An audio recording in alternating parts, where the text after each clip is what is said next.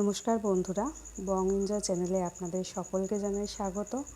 আজকে আমি বানিয়ে দেখাচ্ছি গুজরাটি খামান ধোকলা। এটা কিন্তু বেসনের তৈরি হয়। এটা ভীষণই স্পঞ্জি, নরম, তুলতুলে খেতে হয়। এটা বাচ্চাদের খুব প্রিয় একটা খাবার। যেহেতু এখন গরমের ছুটি শেষ, স্কুল খোলার মুখে, তো স্কুল খোলার পর আপনারা বাচ্চাদের টিফিনে কিংবা বড়দের জলখাবারে এটা বানিয়ে দিতে পারেন। তো আসুন দেখে নিই এটা বানাতে ঠিক কী লাগছে।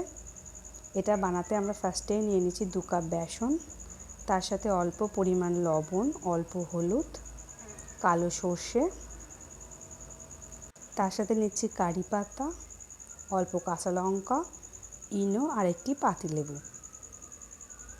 তো ফার্স্টেই আমরা বেসনটা খুব ভালো করে চেলে নিয়েছি যাতে কোনো ডেলা ভাব না থাকে।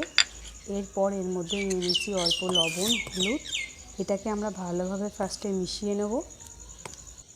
ভালো করে মিশিয়ে নিয়ে অল্প অল্প জল দিয়ে এটাকে একটা থকথকে ব্যাটার রেডি করে নেব, যাতে ব্যাটারটা খুব পাতলাও না হয় আবার খুব ঘনও না হয়, যেন একটা ক্রিমি টেক্সচার আসে, ঠিক এরকম।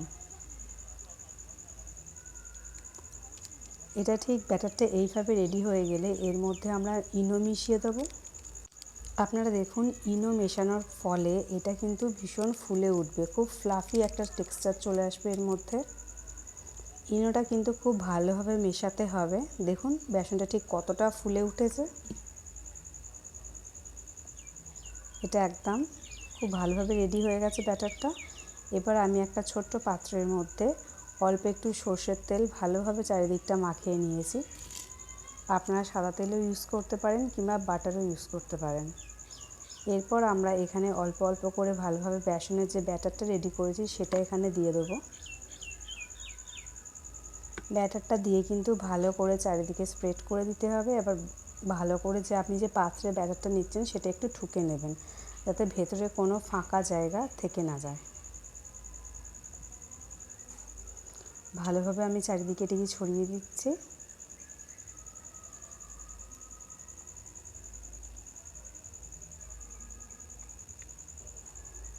এবার আমি একটি কড়াইয়ের মধ্যে জল গরম বসিয়ে দিয়েছি, আর তার মধ্যে একটা ফুটো বাটিও আমি বসিয়ে দিয়েছি, যাতে যার ওপরে আমি ব্যাটার সমেত যে থালাটা আছে সেটা ওখানে বসাতে পারি। জলটা ফুটে গেলে তার উপরে আমি ব্যাটারের থালাটা দিয়ে ওপর থেকে একটা ঢাকা দিয়ে দিচ্ছি। আমার আগের ঢাকাটা একটু সাইড দিয়ে ফাঁক বয়েছিল বলে আমি ওটা চেঞ্জ করে একটা গামলি মতন জিনিস ছিল সেটা ঢাকা দিয়ে এটাকে প্রায় 15 থেকে 20 মিনিট স্টিম করে নিয়েছি। স্টিম করার পর আমি কাঁটা চামচ দিয়ে প্রথমে চেক করে নিয়েছি ভিতরে কাঁচা আছে কি না। যখন দেখেছি কাঁটা চামচটা খুব স্মুথভাবে বেরিয়ে এসছে কিন্তু গায়ে কিছু লাগেনি, তখন আমি বুঝে গেলাম যে আমার পুরো স্পঞ্জি এটা তৈরি হয়ে গেছে। তখন এটাকে আমি নিচে নামিয়ে নিলাম। আর যখন এটা রেডি হয়ে যায় এটা দেখলেও বোঝা যায়, দেখুন চারি সাইডটা কিরকম সুন্দরভাবে ছাড়িয়ে গেছে। এই দেখুন থালা থেকে এটা কত সুন্দরভাবে ছাড়িয়ে গেছে।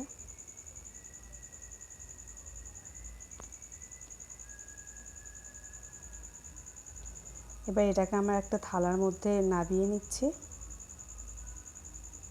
ক্যামেরাটা করেছে আপনাদের দাদাভাই, যে ক্যামেরা একদমই ধরতে পারে না, তাই একটু মানিয়ে গুছিয়ে নেবেন। এবার এটাকে আমি পিস করে নিচ্ছি।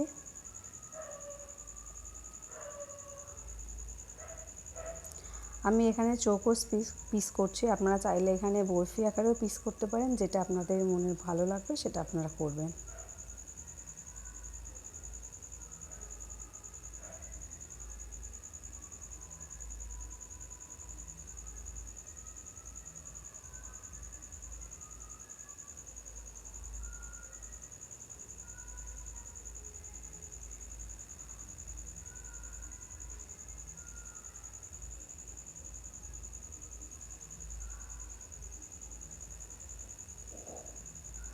আমার ছেলে কিন্তু পাশে বসেই আছে আর একটা কথাই বারবার বলছে, মা আমার ভীষণ খেতে ইচ্ছা করছে, কখন হবে কখন হবে।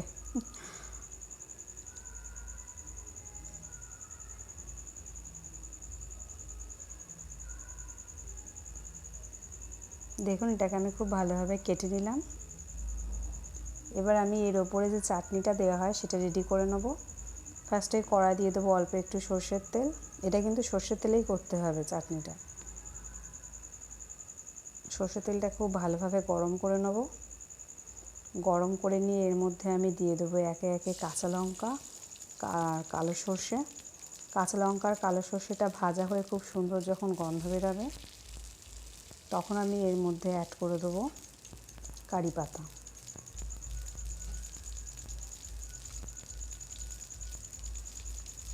দেখুন সর্ষেগুলো কিন্তু ফুটতে শুরু করেছে। যখন সর্ষেগুলো ফুটবে তখনই কিন্তু এর মধ্যে আমি দিয়ে দেবো কারি পাতা। যেহেতু এটি গুজরাটি ডিশ সেহেতু এতে কারি পাতাটা ইউজ করতেই হবে। কারি পাতাটা ভালোভাবে ভেজে নেব। কারি পাতাটা ভাজার সাথে সাথে কিন্তু খুব ভীষণ সুন্দর একটা স্মেল আসে, সেটা আমরা সবাই জানি। কারি পাতাটা ভালোভাবে ভাজা হয়ে গেলে এর মধ্যে আমি দিয়ে দিচ্ছি নর্মাল রুম টেম্পারেচারে থাকা জল। এখানে আপনি যতটা ধোকলা বানাবেন ঠিক সেরকম একটা অনুযায়ী আপনি সেই কোয়ান্টিটি অনুযায়ী আপনি জল দেবেন। জল দেওয়ার পর এর মধ্যে আমি একে একে অ্যাড করে দেবো লবণ, পরিমাণ মতো লবণ।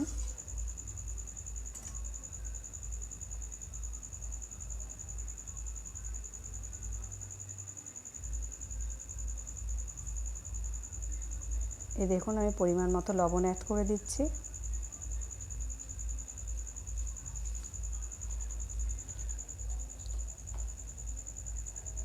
যখন জলটা ফুটে উঠবে তখন লবণ দিয়ে দেবো, তারপরে দিয়ে দেবো অল্প একটু চিনি, যে যার স্বাদ মতো চিনিটা দেবেন। এটা কিন্তু খুব মিষ্টি হয় না আবার খুব টক হয় না, এটা হালকা টক, হালকা ঝাল, হালকা মিষ্টি মিষ্টি টাইপের খেতে হয়। তো আপনারা সেরকম বুঝে চিনিটা অ্যাড করবেন। জিনিসটা খুব ভালোভাবে ফুটে উঠলে এর মধ্যে আমি দিয়ে দেবো, নামানোর আগে দিয়ে দেবো একটা গোটা পাতিলেবুর রস। এই দেখুন আমি লেবুর রসটা দিয়ে দিলাম। লেবুর রসটা দিয়ে ভালোভাবে মিশিয়ে নেব।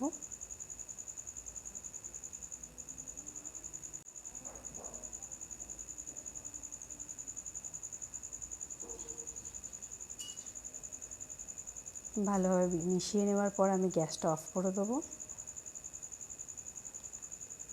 এবার আমি এই যে চাটনিটা এইটা তুলে তুলে আমার এই স্পঞ্জি ধোকলার ওপরে আস্তে আস্তে দিয়ে দেবো। এটা এতটাই স্পঞ্জি যে চাটনি দেওয়ার সাথে সাথে এটা কিন্তু মানে সঙ্গে সঙ্গে একদম সোপ করে নেয়। আপনারা দেখতে থাকুন, সঙ্গে সঙ্গে এটা ভিতরের মধ্যে টেনে নিচ্ছে।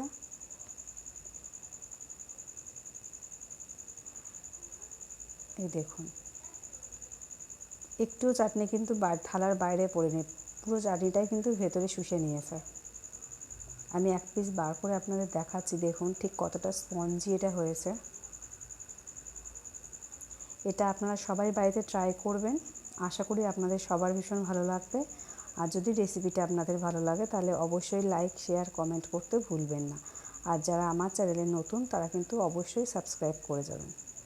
ধন্যবাদ।